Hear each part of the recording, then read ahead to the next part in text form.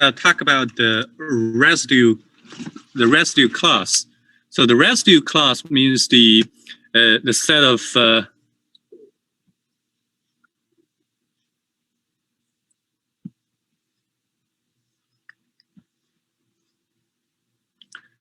of numbers which have the same remainder modulus the given number. So here's the definition.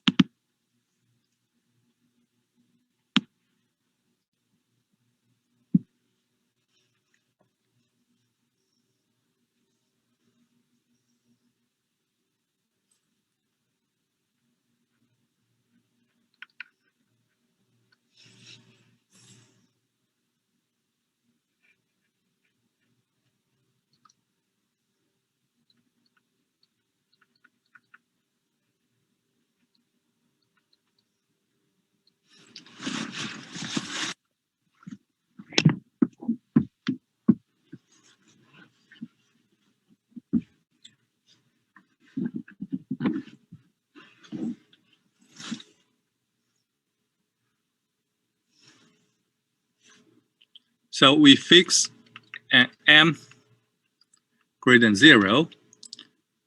So the residue class of a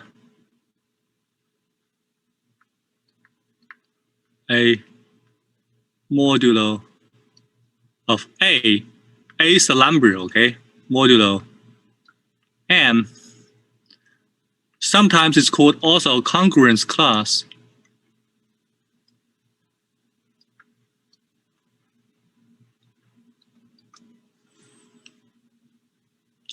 Or equivalent class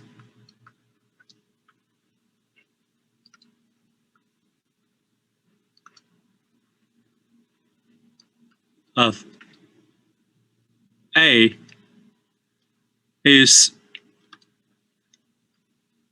denoted by, we use the bracket of A is a set of all numbers x, so that x has the same remainder of A mod m.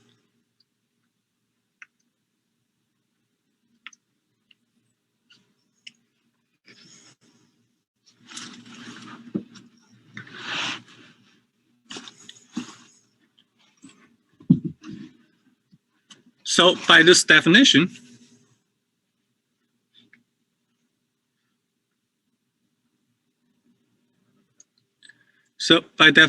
this A is actually the set of all numbers x, so that x is equal to k times m plus A, where k can be any integers.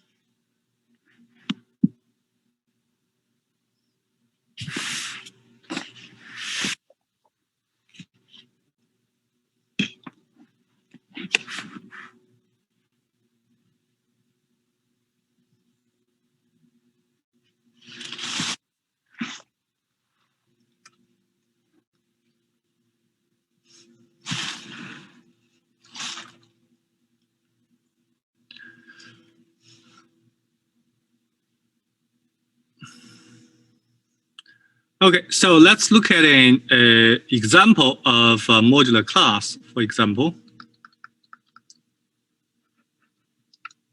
So if we have, say, m equals to 7 and A equals to, say, 2, then what is A? So in this situation, A is equal to the residue class of 2. So this is equal to the set of numbers. So it's so you have a 2 here, and also you have 9, 16, and also you have negative 5, and negative 12, and keep going. So those are all the elements in the residue class. So you can see the difference of any two numbers in the class is a multiple of 7. Okay. So a simple theorem for residue class is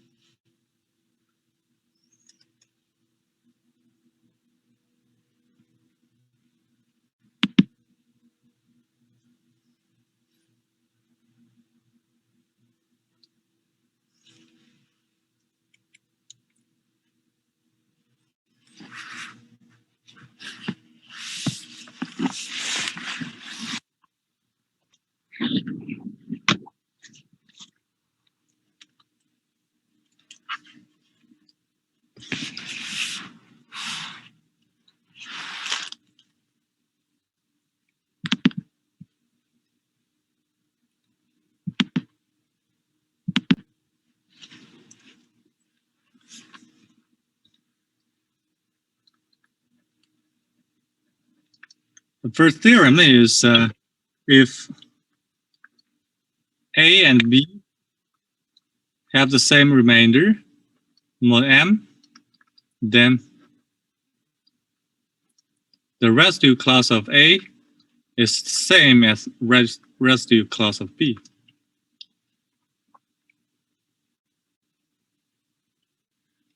So this is the proof is simple. So we want to prove this two sets are equal. So if we have an element, say m and not m,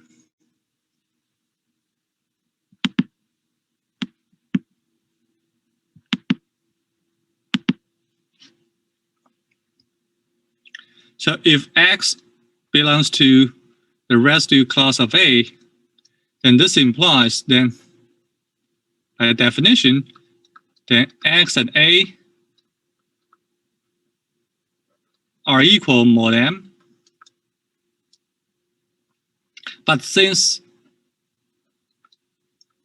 A and B are equal mod m, then we get x is equal to B mod m.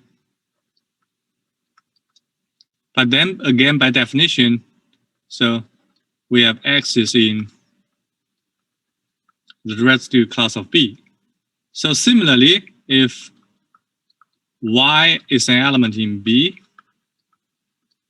then we know that y and B are equal mod m.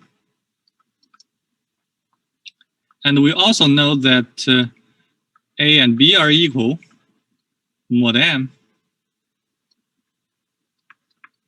So we have y and A are equal mod m. Hence, we have the residue class of y is equal to the residue class of no, y is in the residue class of A.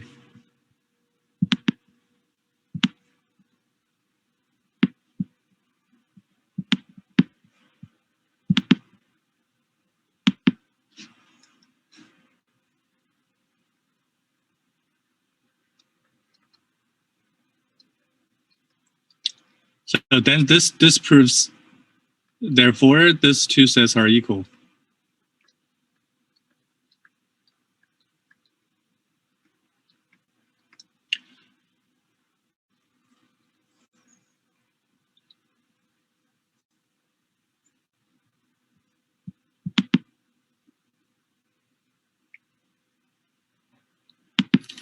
All right, so the next theorem tells you that for any given integer, the residue class of that integer corresponds to a unique number between 0 and m minus 1.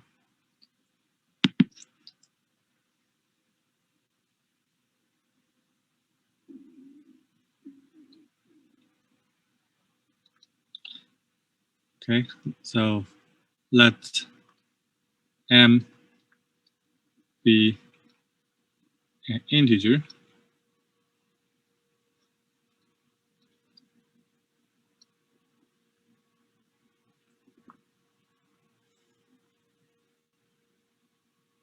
Then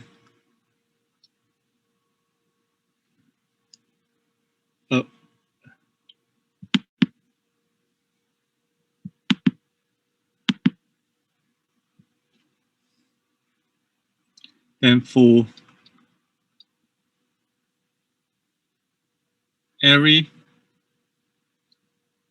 integer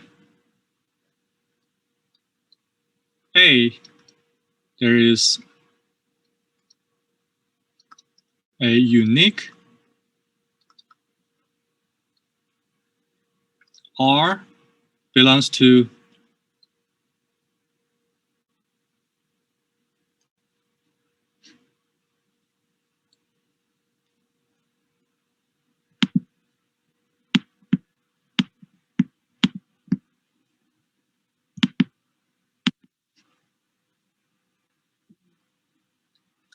zero, 1, 2, up to m minus 1, so that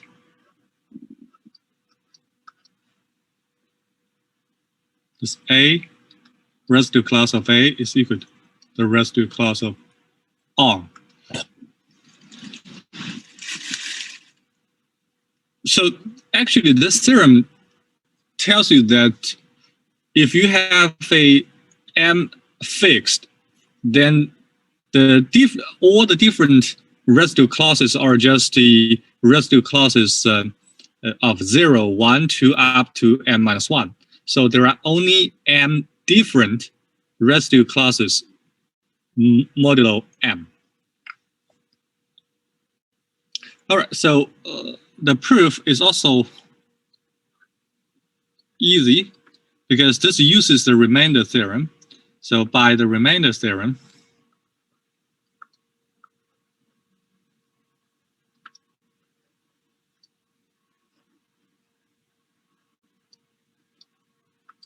so we know that there is a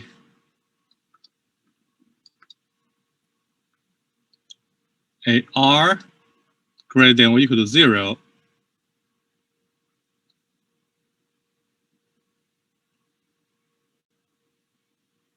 and less than m, so that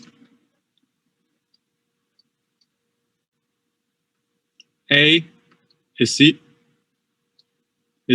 equal to m times q plus r. So this means that a and r are equal mod m. Hence, we know that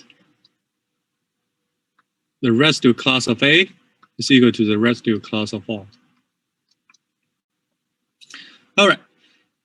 There's another thing we need to prove. That is, here in the statement of the theorem, we want to say that there's a unique r. Although by the remainder theorem, this r is unique, but maybe there may be another way to represent the residue class of A. So you can just argue that by the remainder theorem, the R is unique. So this R in the statement of the theorem is unique. So you still have to prove that if there are two different R's which are equal to the residue class of A, then these two different R's have to be the same. So if, say, A is equal to R equal to, say, R prime, with both R prime are both greater than or equal to 0, less than m.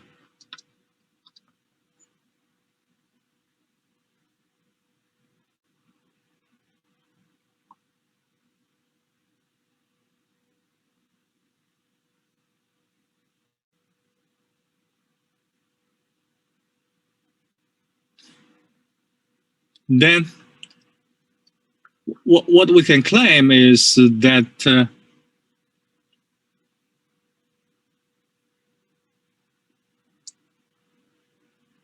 R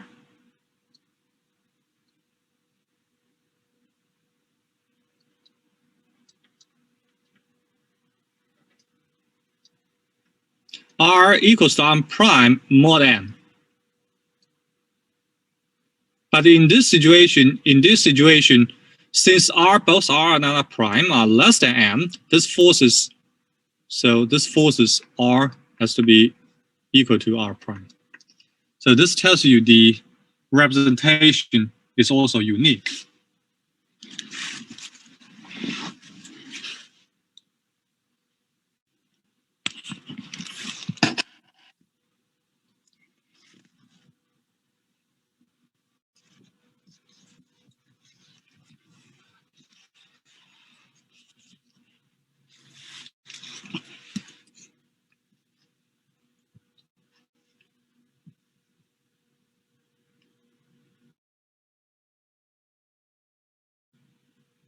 Of this theorem is that there are exactly m distinct residue classes modulo m.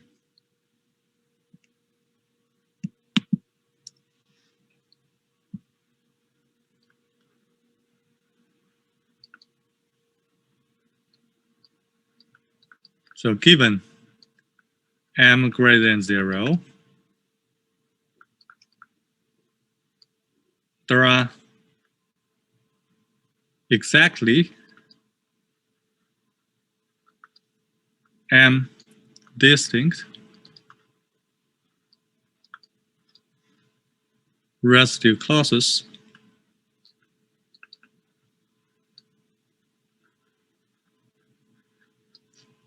modulo m. So namely, so this is a modulo class of 0.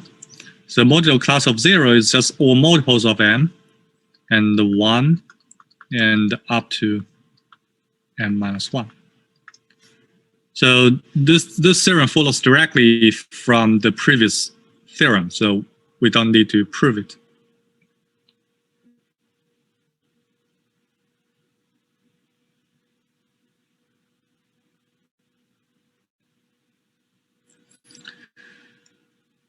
Okay, so any element from a residue class is called a representative of the residue class. And if the element is between 0 and m, then this is called the principal representative of the residue class. So here's a definition.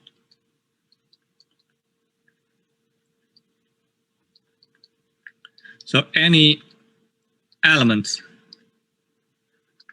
in the residue class of A, X, say, is called a class representative.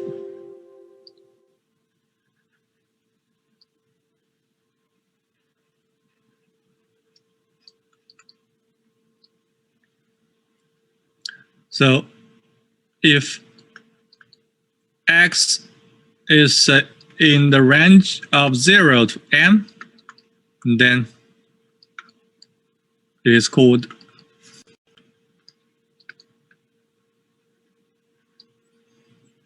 a principal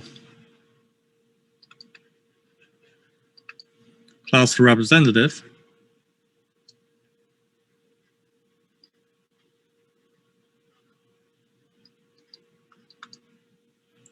or principal residue.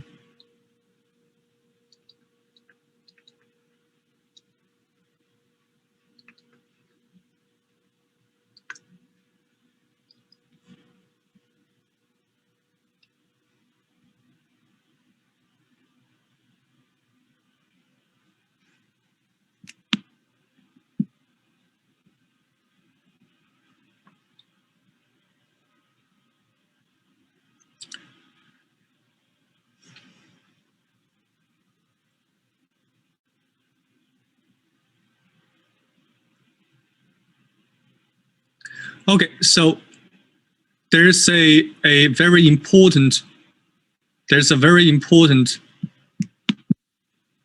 notion which you may be seeing in many different places. That is ZM.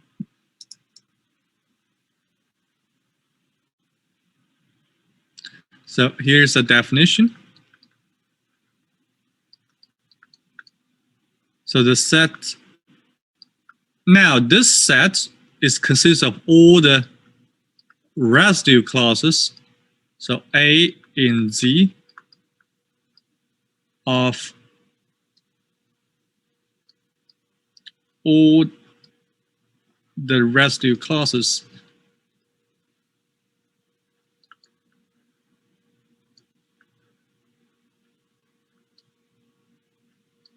modulo M is denoted by ZM. So actually, although in this definition here, it looks like there are infinitely many numbers, but by our previous theorem, we know that there are exactly M distinct residue classes modulo M. So actually, this ZM is just equal to 0, 1, 2, up to M minus 1.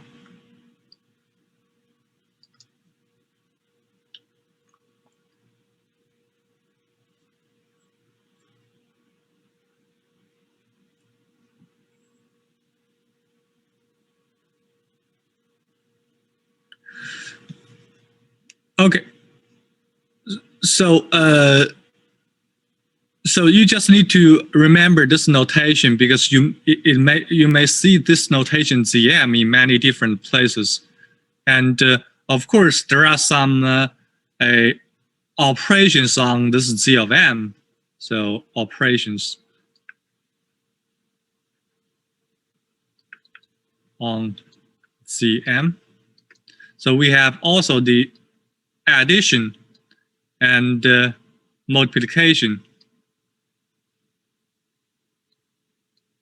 Okay, so if you in the Z of M, you can see if we have, say, A plus B. So how to define? This is define the addition of the two residue clauses. It's simply just defined to be A plus B. Okay. So it's the residue clause of A plus B. And also, what is A times B?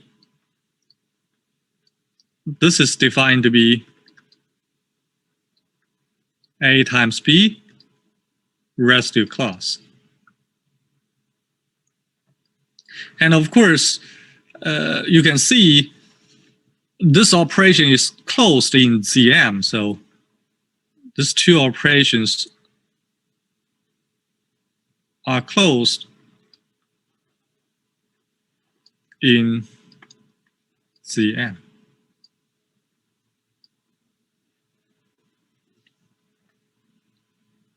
For example, let's look at the example.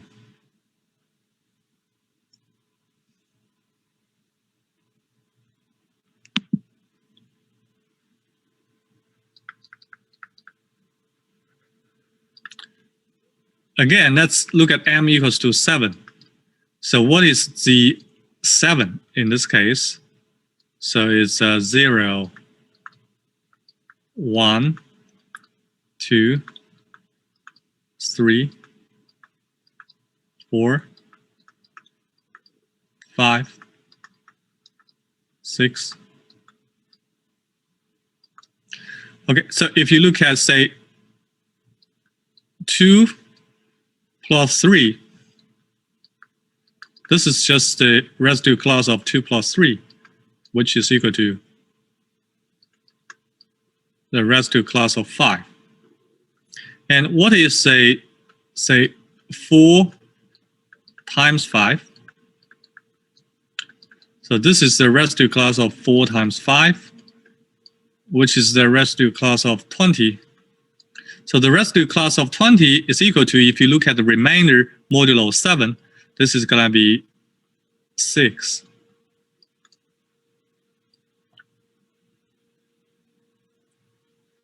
So okay, so you can see these two operations are really well defined in ZM.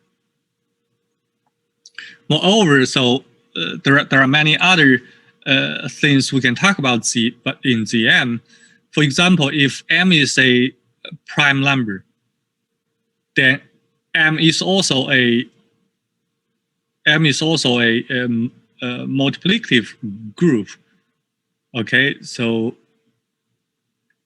it's like a field. Okay, it's a field because except 0, all other elements has a invertible element in terms of the multiplication, and it is always a group for the addition.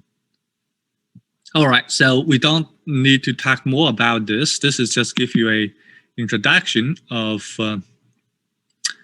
the residue classes. And the last theorem we are going to talk about today is a very useful theorem in number theory. This is called the Chinese remainder theorem. So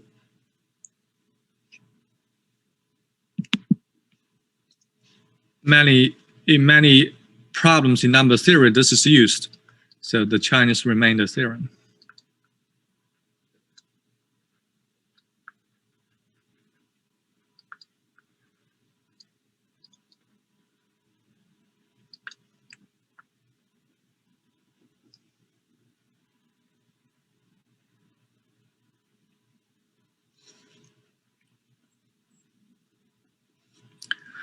Okay, so the Chinese remainder theorem is actually to solve a system of congruence equations. In other words, so the definition here is the congruence, a linear congruence. A linear congruence has the form. This is like a linear equation. So A times X is equal to B. This is mod M. Okay, so instead of equal to something, you have a equation modulo M. So here X is a variable. So here X is the variable. And A, B, M are given.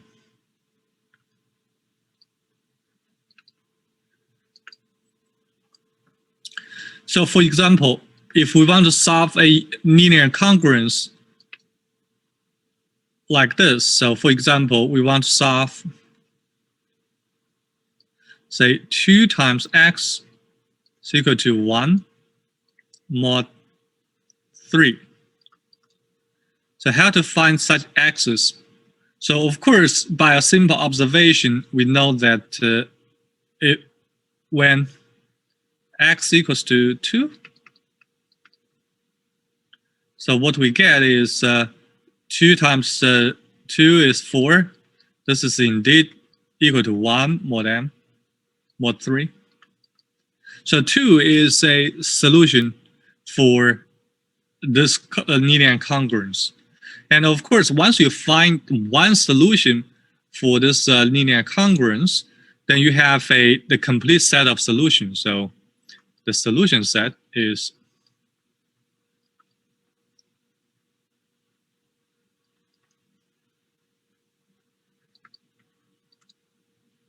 so 2 is the particular solution. So of course 5, okay, all those numbers which have the same residue has same remainder.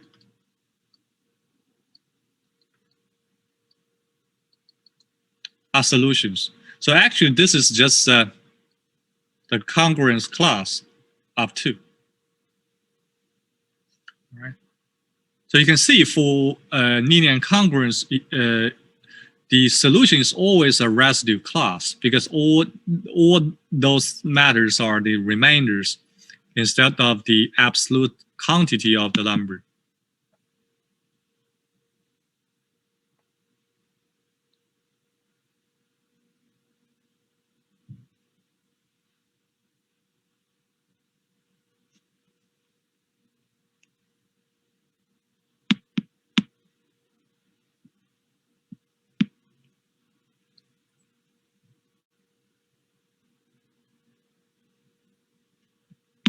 Okay, the question is, so when can we tell a linear congruence has a solution?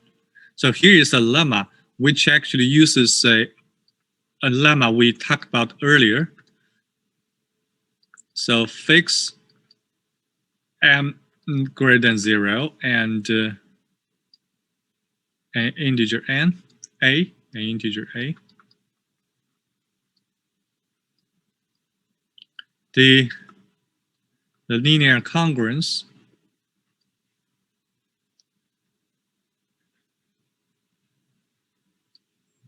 a x is equal to b mod n has a solution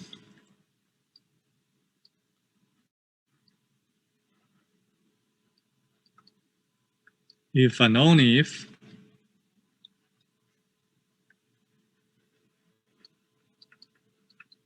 the greatest common divisor of a and m divides b. If a solution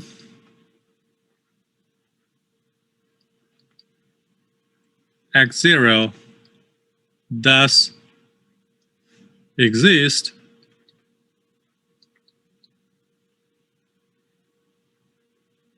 and then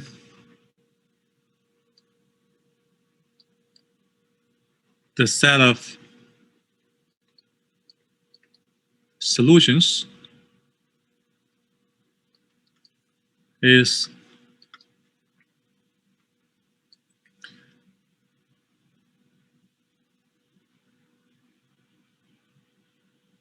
x, where x equals to x0 plus j times m divided by d, where j is in Z.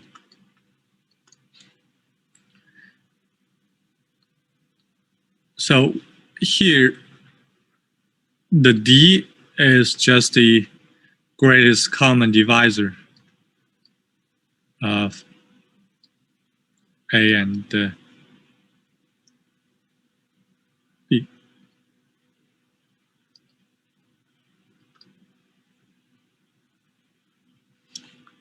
Okay, so this theorem tells you that essentially this the solution set for this linear congruence is still a residue class, but the residue class is modulo m over d. Okay.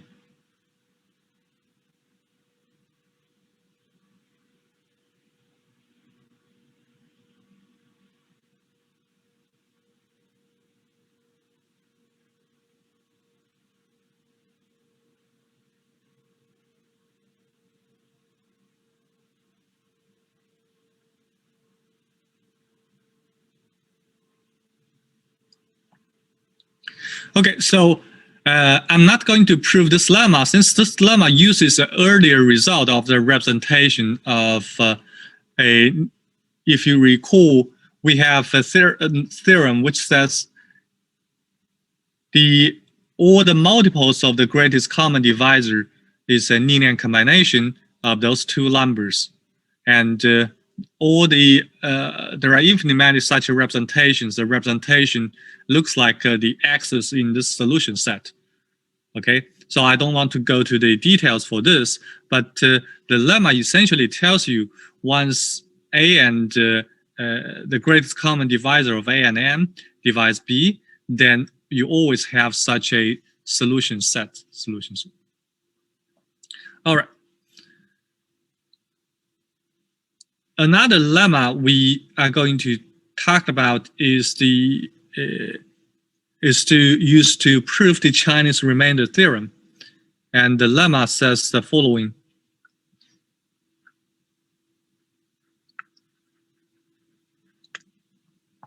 So if A and B are co-prime, that is the greatest common divisor of A and B is 1. And C is an integer such that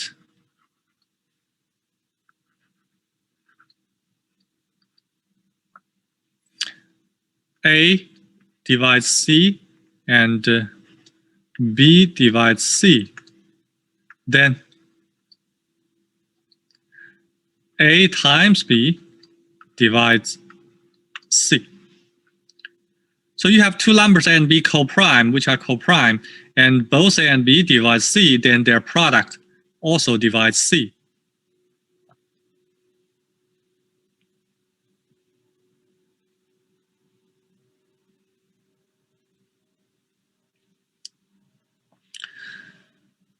Okay, so let's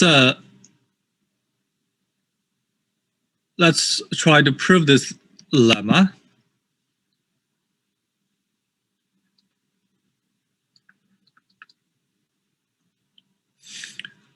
Okay, since A divides C and B divides C, so there are integers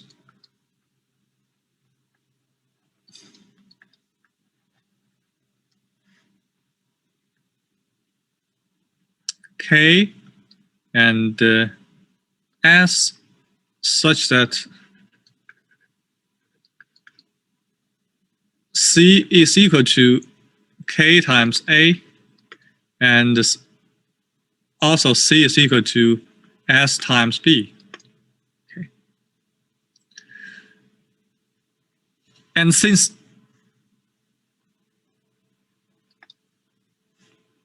the greatest common divisor of A and B is equal to 1, so by Bazel's theorem, so we have, there exists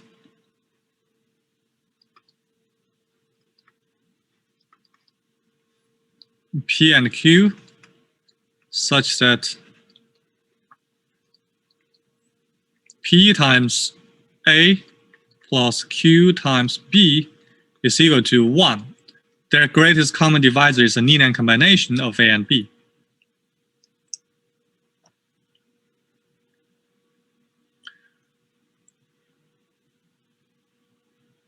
All right, so what we have is C is equal to C times 1. Okay, so this 1, we can write it as, by this equation, C times P times A plus Q times B, because P times A plus Q times B is equal to 1. And this is equal to C times PA plus C times QB. Now we use this condition. C is equal to K times A and C is equal to S times B. So in the first part here, we replace C by S times B. So this is SB PA. And in the second part, here, we replace C by K times A. So this is K times A QB. So what we get is the first part is S times P times AB. And the second part is K times Q times AB. So what you get, this is SP times KQ times AB. So you can see that C is a multiple of AB, so hence we have AB divides C.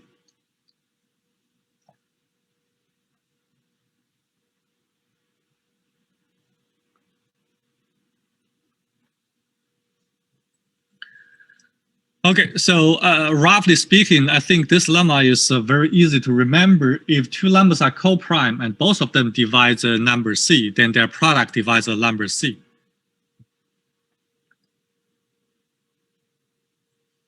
Now we can start proving the Chinese remainder theorem.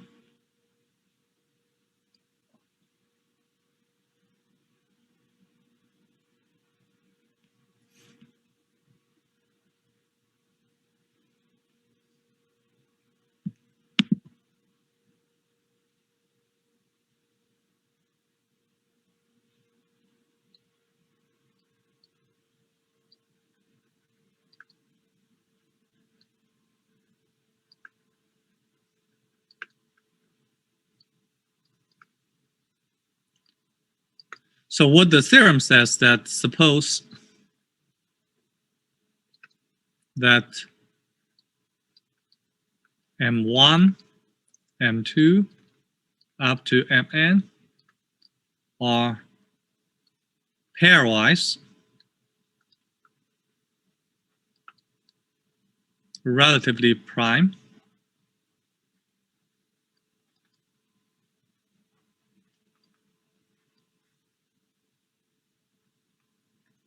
So, which means that the greatest common divisor of Mi and Mj is always equal to 1 whenever I not equal to j. Then the system of linear congruences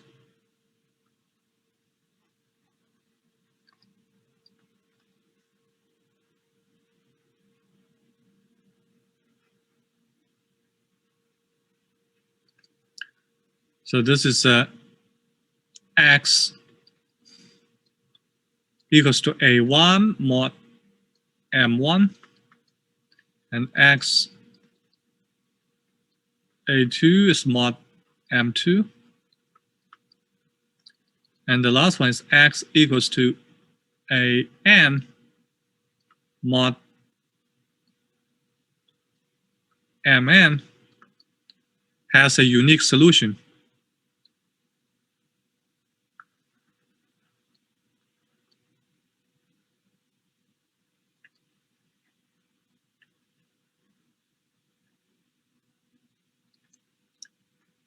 Modulo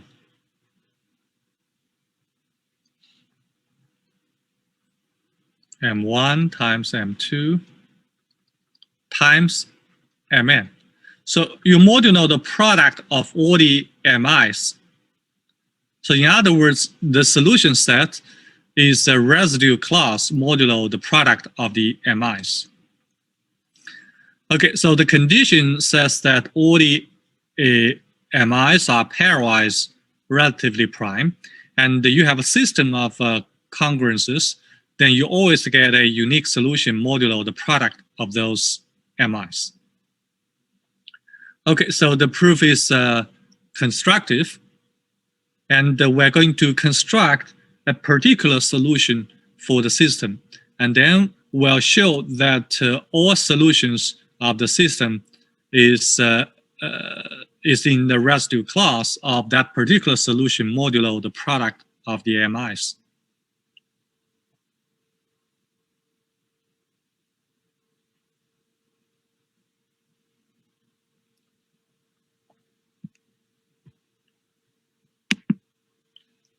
Okay.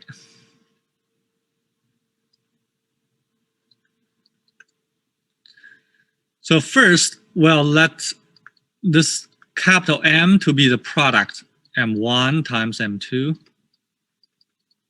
times Mn for simplicity.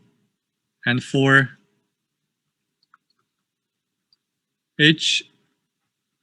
Hi from 1 to n, well, let capital Mi is equal to M divided by little mi. In other words, this is equal to M1, M2, Mi minus 1, Mi plus 1 until Mn. So you throw away little mi.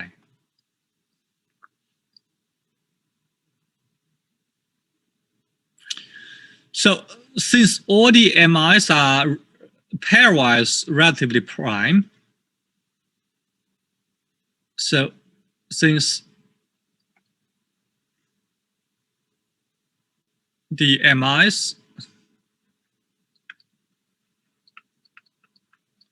are pairwise,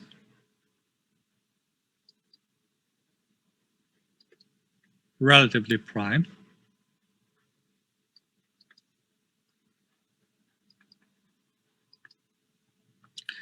so what we can say is that the greatest common divisor of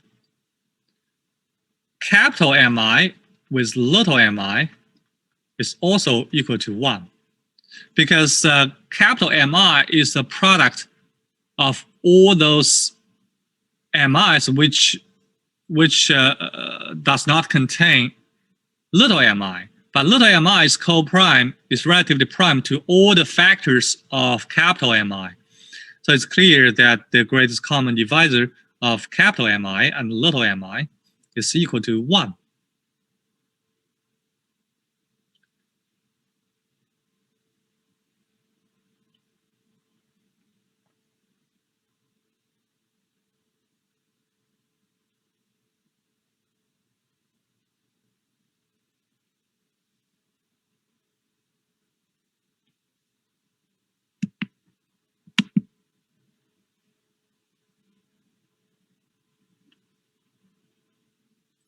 Okay, since the greatest common divisor of capital Mi and little mi is equal to 1,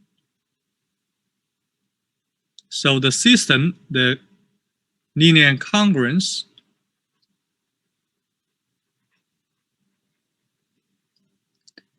capital Mi times x mod little mi. So if you look at this special linear incongruence, capital Mi times x equals to 1 mod little mi has a single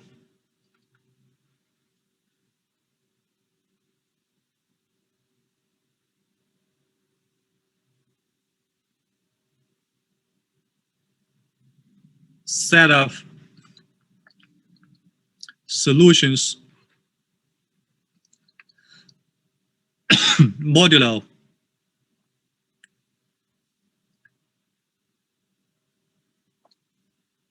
which is a congruence class, which is a residue class.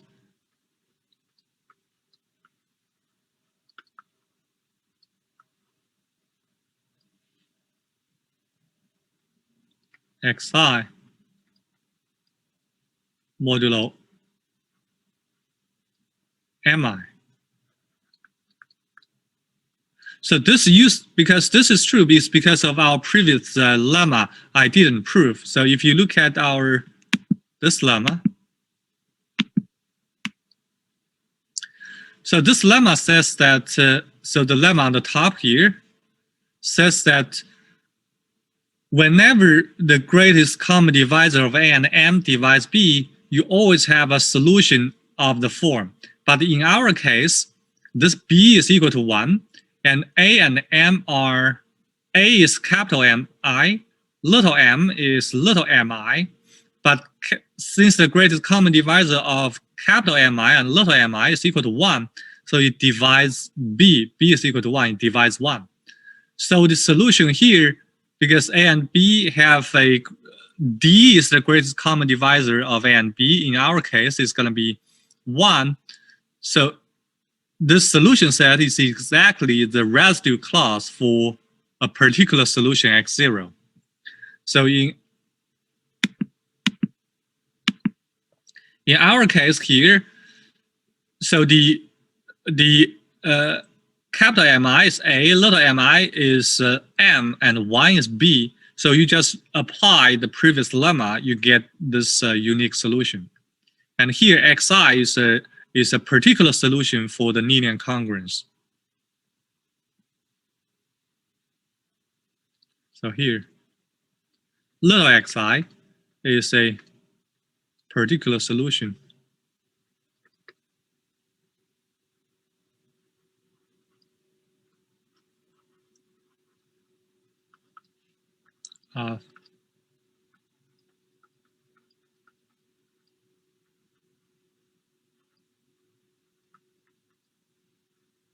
Okay.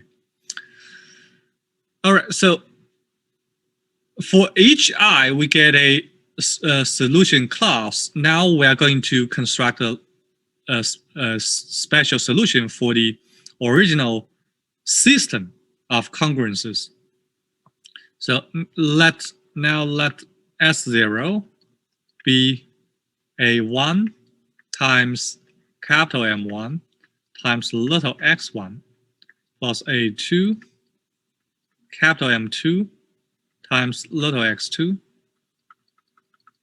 and plus AN capital MN and times little xn.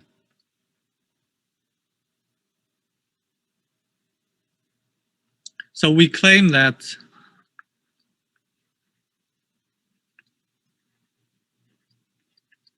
S0 is a solution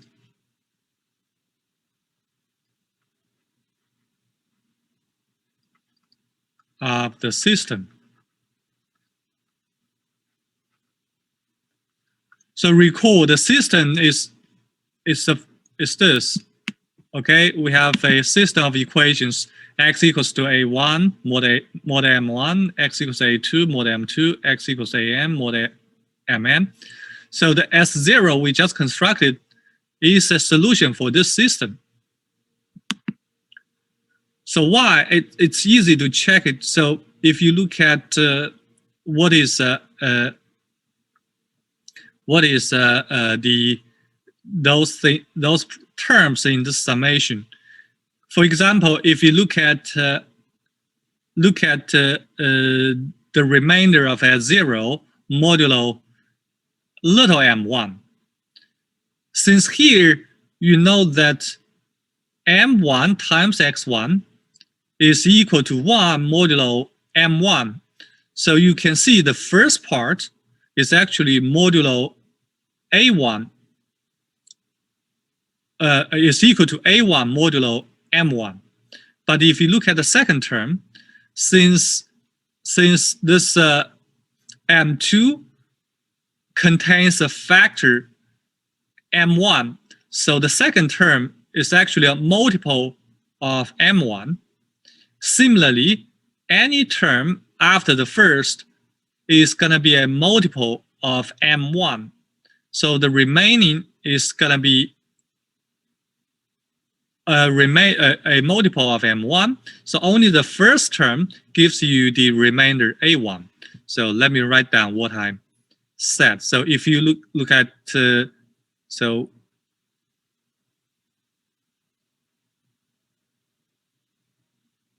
a1 m1 x1, this is modulo equal to a1 times 1 mod m1, because by our construction m1 x1, look at this equation, is equal to 1 modulo m1. So this is going to be equal to just a1, okay, mod m1.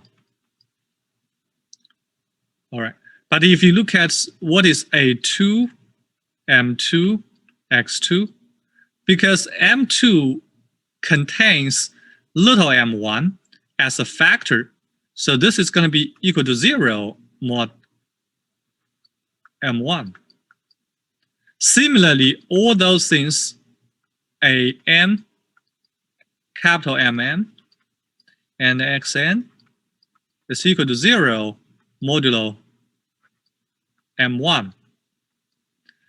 So you can see only the first term contribute to for the remainder modulo m1. So all the rest are going to be zeros.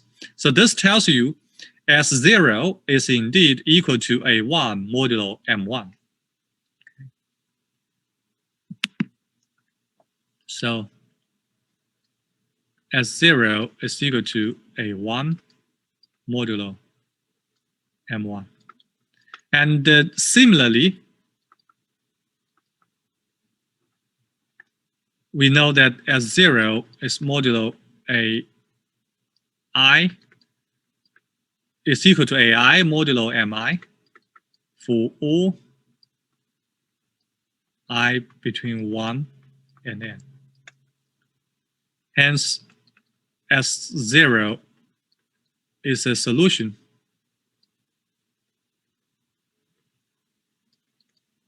of the system.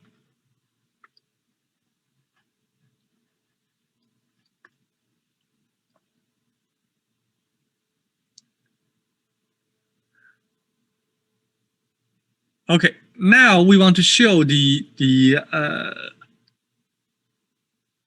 all the numbers in the residue class modulo the product of MIs is also a solution. So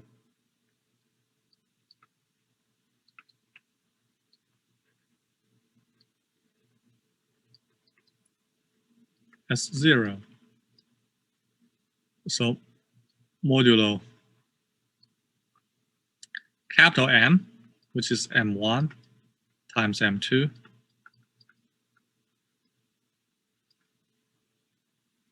is the solution set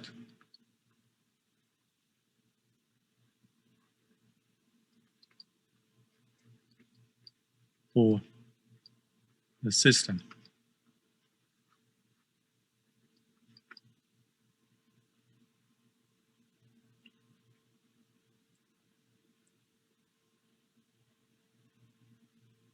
But this is first is clear.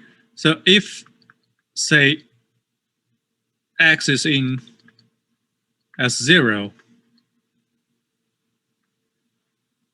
mod, of course, mod M, mod capital M,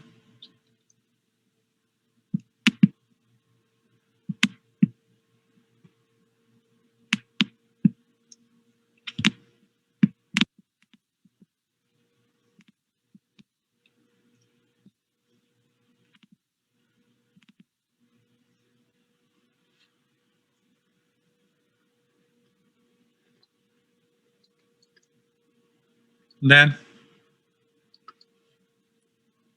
X is equal to S0 mod capital M. So that is X minus S0 is equal to a multiple K times capital M.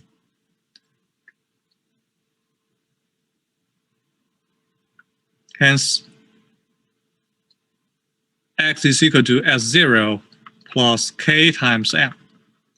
But we know that since K times M is always equal to 0 modulo any MI for all I between 1 and n. Because capital M is a multiple of little mi, so K times capital M is always a multiple of mi, so it's equal to 0 modulo mi. So we have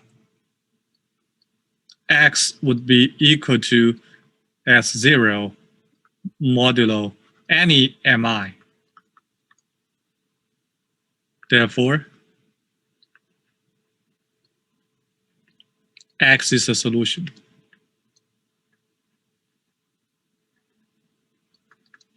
For the system.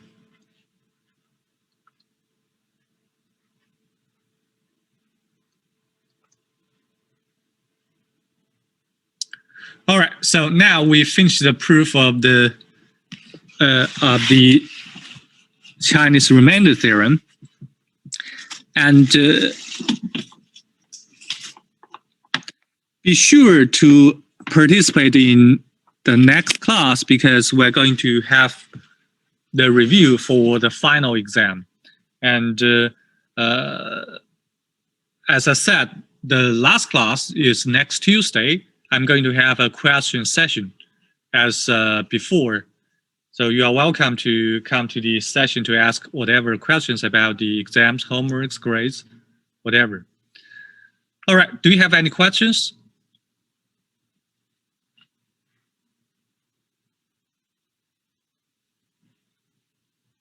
All right. Okay, so I'm going to stop here today and see you on Thursday.